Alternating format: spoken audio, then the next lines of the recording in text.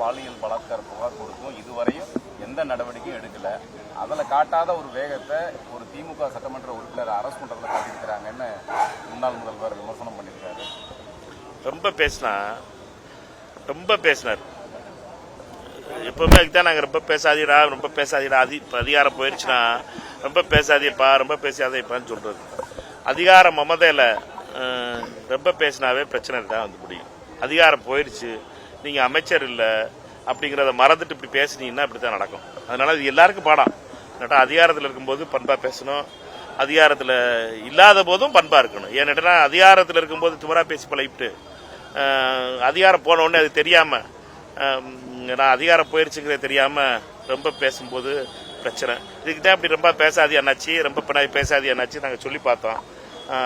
காங்கிரஸ் தொண்டர் பாவம் காமராஜர்னு ஒரு காங்கிரஸ் தொண்டர் தூத்துக்குடியில் இருந்து ஆட்டோ டிரைவரை போய் அடிக்கிறதுக்கு ஆள் அனுப்பி ரவுடித்தனம் பண்ணி தூத்துக்குடியில் இதுக்கெல்லாம் பண்ணாதி அண்ணாச்சி, இதெல்லாம் நல்லது கிடையாது, காலம் மாறி போச்சு, இந்த திமிரெல்லாம் அடங்கட்டும் அப்படின்னு சொல்லி பார்த்தோம். பார்த்தீங்களா கடைசியா இப்படி வந்து நிக்க வேண்டியதா இருக்கு. அது கேட்கறது கேட்கட்டும், அவங்க புலப்பட்டோம், அவங்களோட கதறால கேட்போம்.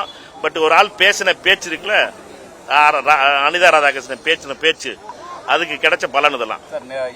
நேற்று அமைச்சர் ஆதவ் அர்ஜுனா பேசின பேச்சு குறித்து இந்த கரூர் சம்பவம் பத்தி உச்சநீதிமன்றத்தில் டிஎம்கே இப்போ ஒரு பெட்டிஷன் ஃபைல் பண்ணியிருக்கிறாங்க.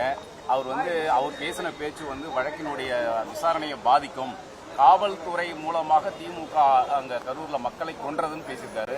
இதற்கு கண்டனம் தெரிவிச்சு இப்போ சுப்ரீம் கோர்ட் போயிருக்காங்க. அவங்களுக்குள்ள 2 பேருக்குள்ள வழக்கு கேஸ் அதை அவங்க பாத்துக்குவாங்க. நம்மளுக்கு எதுக்கு நெல்லையில் நடந்த இரட்டை கொலை சம்பவங்கள் மிகப்பெரிய ஒரு சர்ச்சையை ஏற்படுத்தி காவல்துறை அதற்கான உரிய நடவடிக்கை எடுக்கும் நம்புறேன். காவல்துறையினை பொறுத்தவரையிலும் நெல்லை காவல்துறை அதற்கான உரிய நடவடிக்கை எடுக்கணும்.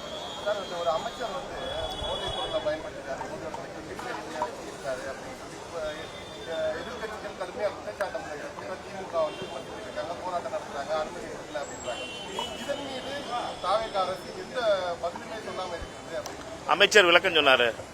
அமைச்சருடைய விளக்கத்தை உங்க டிவிலையும் பார்த்தேனா, உங்க டிவிலையும் அவர் அமைச்சருடைய விளக்கத்தை போட்டிருந்தாங்க, நீங்க பாக்கலையோ?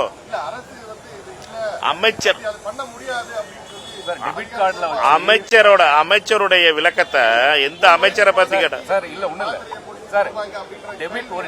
அமைச்சருடைய விளக்கத்தை உங்க டிவிலையும் பார்த்தேன். அதனால நீங்க பாக்கலன்னா திருப்பி ஒரு ரூபா போட்டு பாருங்க.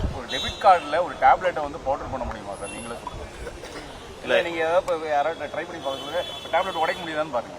இல்ல இது அமைச்சர் சொன்ன விளக்கம் இல்ல. அது என்னன்னா நீங்க அவர் சொன்ன விளக்கத்தை யார் ஏத்துக்கிறாங்களோ அவங்க எல்லாம் ஏத்துக்கிறட்டும்.